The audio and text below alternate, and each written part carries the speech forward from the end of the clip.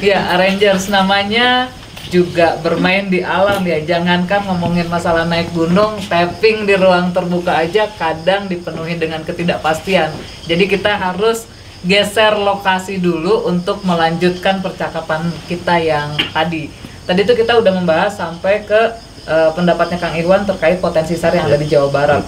Itu kalau berbicara tentang jumlah, berbicara juga tentang konteks pendakian gunung, menghitung dari jumlah organisasi atau penggiat alam terbuka, itu Jawa Barat banyak sekali ya Kang Iwan ya. Betul. Kalau berbicara secara jumlah.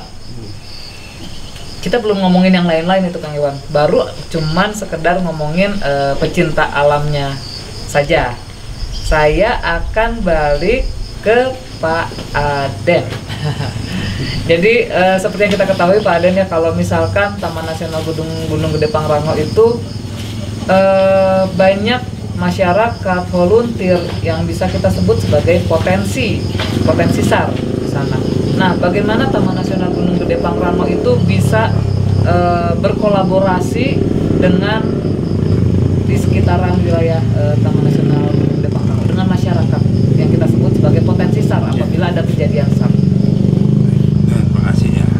Kalau berbicara potensi SAR, kami juga bagian dari potensi SAR. Karena begitu kan ada operasi yang sifatnya skalanya besar, kami tunduk pada rule of the game yang diberlakukan oleh Basarnas.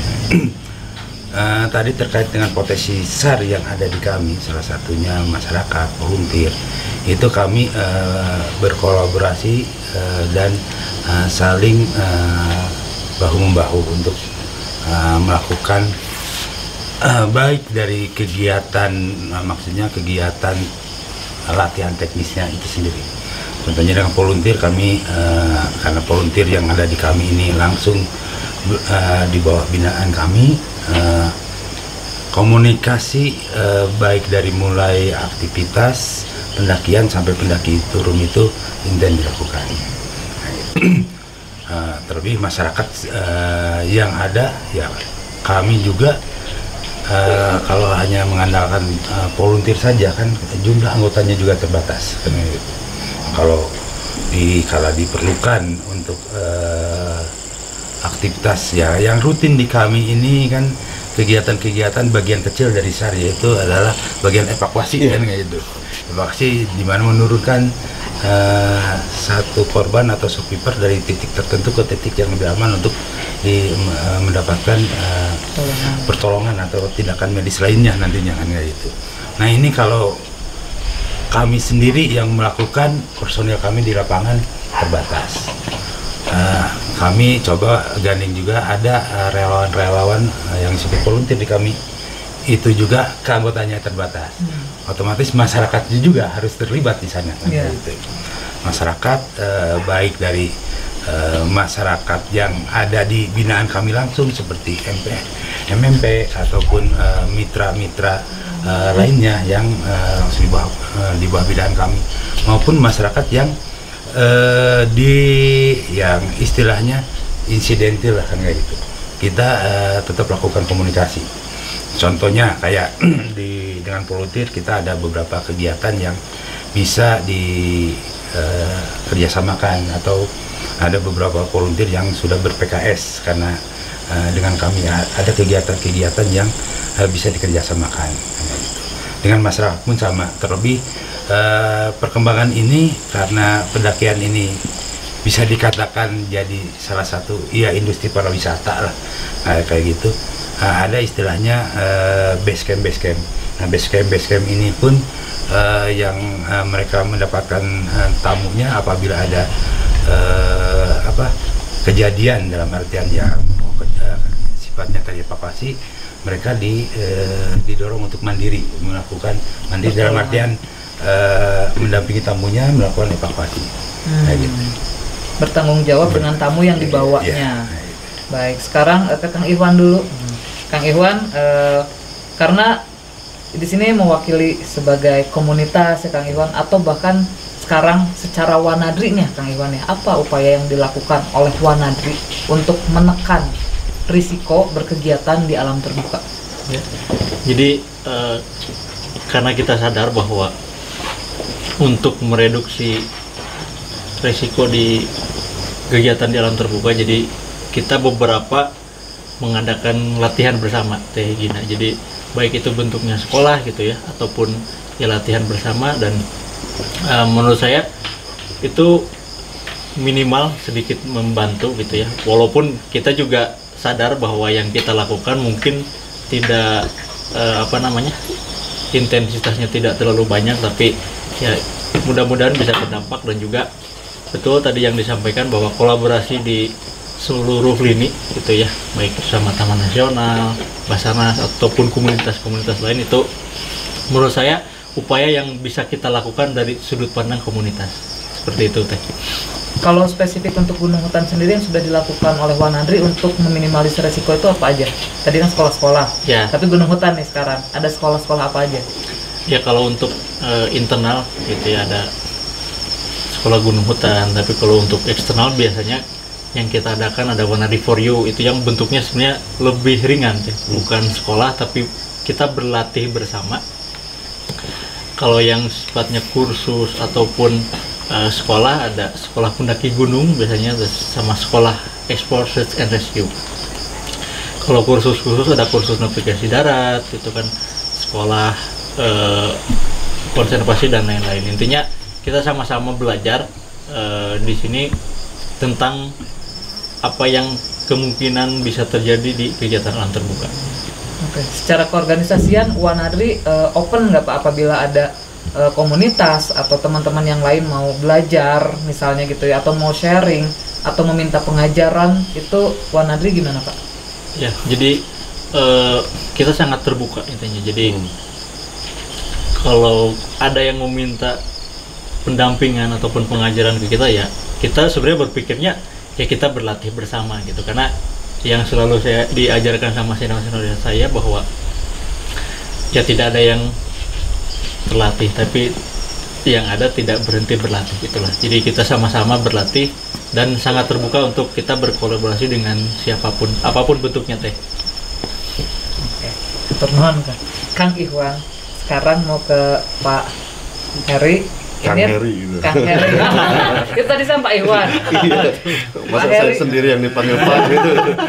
Oke, Kang Heri. Siap. Nih Kang Heri, saya menggarisbawahi bahwa Ya. pembinaan potensi SAR sendiri itu adalah tugasnya Basarnas. Siap. Koreksi siapa? Kalau saya Siap, salah betul. Pak. Iya. Nah, apakah ada regulasi khusus terkait kualifikasi potensi SAR? Ataupun legitimasi bagi mereka yang nantinya akan terjun pada misi operasi SAR, Baik. khususnya untuk gunung hutan ya Pak ya? Baik, terima kasih Teh Gina. Nah, gitu. Jadi perlu kita informasikan di sini ya. Tadi berawal dari bahwa Basarnas tidak mungkin bisa bekerja sendiri dengan luas wilayah, kultur budaya, geografis, kontur geografis wilayah. Tentunya Basarnas butuh dukungan dari semua komponen yang ada. Nah, kaitannya dengan kualifikasi, tentunya kan negara ini juga kami dari pihak Basarnas sebagai pemegang amanah undang-undang tentu akan berusaha terus secara bertahap, bertingkat dan berlanjut ya. Memang masih sangat dirasa kurang kualifikasi teman-teman dari jumlah orangnya ya, karena kita terbatas untuk melakukan pelatihan-pelatihan secara yang dianggarkan oleh negara. Namun dengan satu tekad, visi dan misi yang sama, artinya kegiatan-kegiatan ini bisa kita lakukan dengan cara edukasi, kemudian komunikasi seperti ini, ngobrol, ngariung lah ya, kalau bahasa orang Jawa Barat ngariung bareng, berlatih bareng, tidak harus formil. Artinya yang penting adalah bagaimana kita menimbulkan dulu ataupun membangkitkan dulu rasa selamat dalam diri kita dulu. Jadi apa yang dilakukan teman-teman oleh dari Taman Nasional tadi itu adalah merupakan bentuk daripada self awareness-nya. Jadi bagaimana memunculkan jiwa untuk selamat pada saat apapun aktivitas yang akan kita lakukan. Nah, Basarnas tentunya melihat dari sisi kualifikasi ini, ada volunteer, ada teman-teman Taman Nasional, ada teman-teman dari komunitas, tentunya akan memberikan dorongan ataupun pendampingan secara sertifikasi, sehingga kita jangan sampai kalau bahasa kita itu mau ngesar malah disar. Ya. Nah ini, jadi tapi tentunya Basarnas akan melaksanakan itu secara bertingkat, bertahap dan berlanjut untuk semacam namanya quick response, quick action dalam kita mengantisipasi untuk melakukan pencarian, pertolongan, penyelamatan serta evakuasi jiwa manusia yang terancam pada saat dia melakukan pendakian di atas gunung. Meskipun belum bisa dilakukan secara menyeluruh mungkin ya Pak, karena keterbatasan itu tadi. Iya. Sepertinya memang yang disebut dengan self awareness tadi ya, Iya. itu perlu ditanamkan supaya kitanya juga aman. Betul. Sebagai sekali. penolong ya Pak ya. Betul sekali. Sebagai penolong. Tapi sebagai potensi SAR yang tidak memiliki sertifikat tersebut tetap diperbolehkan juga. Tetap diperbolehkan. Jadi gini Mbak Nah, itu. Teh Gina ya, Ya. Teh Gina. Kita asik ngobrolnya nih. Jadi di dalam Undang-Undang Dasar itu bahwa negara kita ini wajib memberikan bantuan, pertolongan.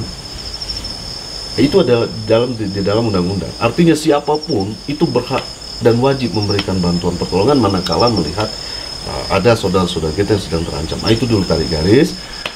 Artinya kegiatan SAR itu tidak mesti harus kita aksi berikan bantuan yang memang notabene kita belum mendapatkan teknisnya misalnya kan, tetapi bisa kita alihkan dengan tindakan seperti pada saat kita melihat ada saudara kita naik ke hutan gunung tanpa controlling ataupun lolos dari controlling dari teman-teman nasional, kita melihat, kita infokan ke teman-teman nasional ini, Taman Nasional, itu juga sudah merupakan tindakan aksi SAR.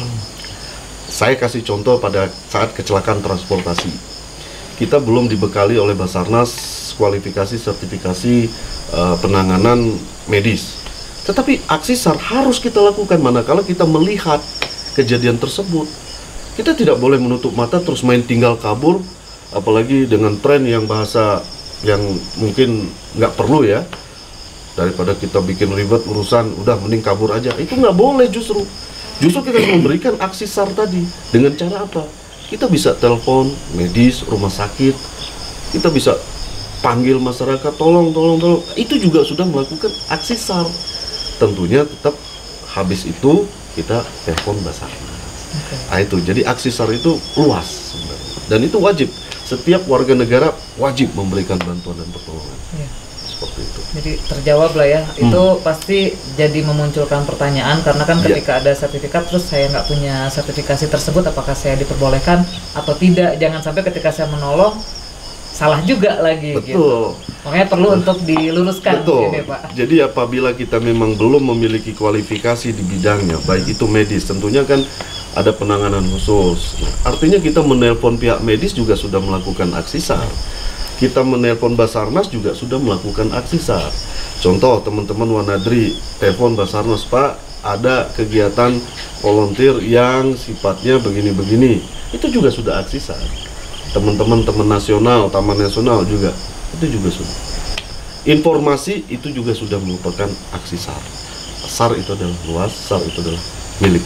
Ya, ruang lingkup SAR itu luas. Jadi bukan hanya sekedar di aksi yang kitanya mengejar atau ketemu langsung dengan survivornya. Betul Mungkin tidak sekali. hanya sekedar itu. Betul sekali. Ke Pak Aden.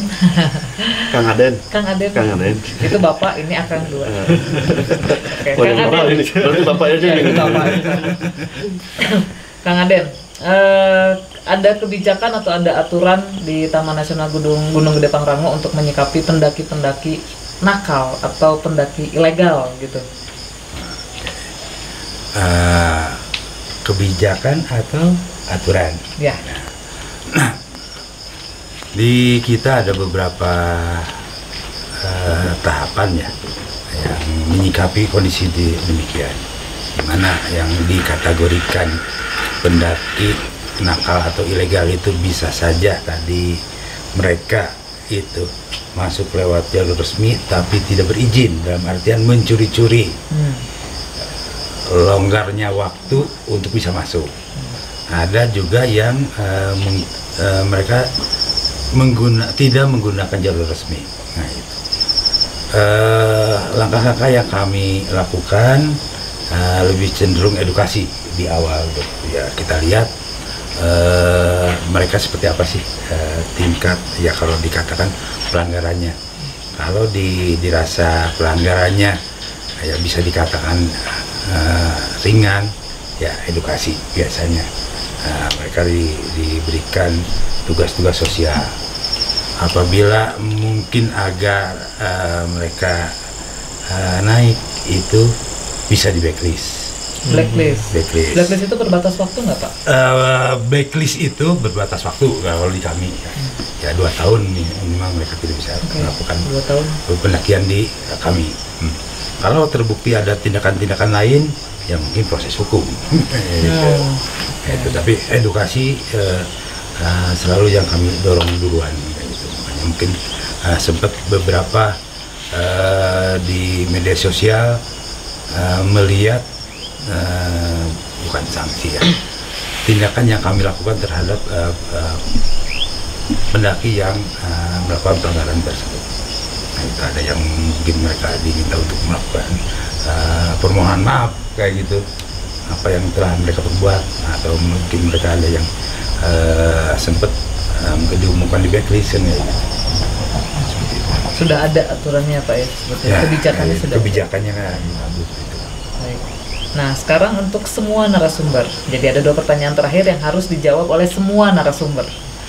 Pertanyaannya ini ya, langkah apa yang sebaiknya ditempuh untuk menjaga kondisi alam dan mereduksi risiko SAR gunung hutan, tapi berdasarkan perspektif masing-masing? Perlu diulang pertanyaannya? Saya ulang ya. Langkah apa yang baik untuk ditempuh dalam menjaga kondisi alam dan mereduksi risiko SAR gunung hutan dari perspektif masing-masing? Mau dari siapa? Sweet? Mungkin Pak? Mungkin dari yang punya gunung dulu deh. Yang punya gunung, monggo Pak. Dari sisi kami ya kami akan selalu untuk meningkatkan baik pelayanan maupun kondisi sarpras yang ada di lokasi kami. Dari sisi kami, dari sisi pengguna, jadilah kami berharap pengguna dalam artian pengunjung kami ini menjadi pengunjung yang cerdas atau pendaki cerdas. Cerdas, dia bisa menyikapi kondisi-kondisi dirinya, cerdas menyikapi regulasi, dan cerdas juga untuk beraktivitas di dalam kawasan kami. Jadi pendaki cerdas ya Pak ya. Oke, mau siapa yang kedua? Baik, Kang Heri gitu. Kang Heri Mangga Tipayun. Terima kasih Teh Gina, Kang Aden, serta Kang Ikhwan dari Wanadri. Jadi kami dari sisi Basarnas, harapan kami mari kita sama-sama, khususnya masyarakat di Provinsi Jawa Barat, mulai kita pelan-pelan membiasakan yang benar. Membiasakan yang benar. Betul, jadi jangan sekali-sekali kita membenarkan yang biasa, dikarenakan yang biasa belum tentu benar dalam setiap aktivitas apapun. Dan harapan kami juga untuk semua unsur SAR ataupun semua unsur potensi SAR, mari kita guyup untuk Jawa Barat, kita berdoa bersama, kita satukan tekad, satukan visi dan misi agar supaya Jawa Barat ini bisa tangguh ya. Kalau dari teman-teman BPBD juga menyampaikan tangguh dalam segala hal, khususnya di kebencanaan. Quick action, salam satu jiwa, satu rasa.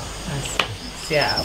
Kang Iwan, gimana Kang Iwan? Ya, jadi sebagai pelaku memang gitu ya, pelaku kegiatan di alam terbuka, memang tadi yang pertama menurut saya prinsip dulu ya, itu prinsip bahwa setiap kegiatan alam terbuka itu mempunyai resiko. Itu yang perlu disadari, itu bahwa setiap kegiatan luar ruang mempunyai resiko, baik yang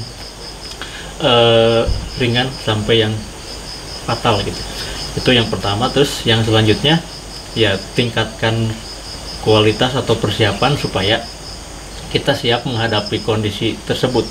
Itu ya. Yang ketiga, biasanya di beberapa tempat ada kalau bahasa Sundanya pamali atau larangan-larangan, itu menghormati adat istiadat, menghormati adat istiadat setempat. Dan juga yang kalau di organisasi kita perencanaan adalah hal yang paling penting gitu. Tadi selain ada risiko, ya kegiatan alam terbuka safety first gitu. Jadi tadi juga yang disampaikan bahwa ya kita harus siap dulu, jangan bergantung sama orang lain, tapi persiapkan diri kita untuk aman terlebih dahulu sampai akhirnya kalau ada kejadian ya kita bisa menolong, jangan bergantung sama orang lain. Itu paling Gagal di perencanaan sama dengan merencanakan kegagalan. betul. Sebetulnya pertanyaan yang terakhir ini adalah pesan-pesan bagi para pendaki di seluruh Indonesia. Tapi kayaknya tadi sudah cukup mewakili. Gimana? Sudah cukup mewakili ya. Terima kasih banyak Pak Aden, Akang, Bapak. Terima kasih banyak Kang Aden sudah berkenan untuk hadir di segmen sekarang bersama Array Outdoor Gear. Kemudian Kang Heri juga terima kasih banyak sudah meluangkan waktunya, dan Pak Ikhwan terima kasih banyak sudah hadir di kesempatan pada hari ini. Oke Rangers, jadi untuk sesi cerita petualang kali ini kita sudah mengundang dari Wanadri, dari Basarnas, dan dari Taman Nasional Gunung Gede Pangrango. Mudah-mudahan Rangers juga bisa mendapatkan pengetahuan, manfaatnya juga dari obrolan kita pada sesi cerita petualang hari ini. Sampai bertemu lagi di segmen cerita petualang selanjutnya bersama saya Gina. Terima kasih banyak Pak, dadah dulu boleh lah ya Pak ya. Oh, Oke, terima kasih.